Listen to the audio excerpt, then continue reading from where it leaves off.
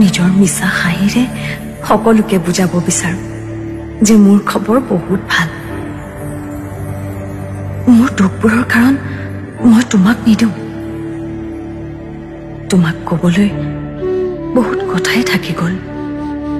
কম কম বুলি ভাবি থাকোঁতেই সকলো শেষ হৈ গ'ল।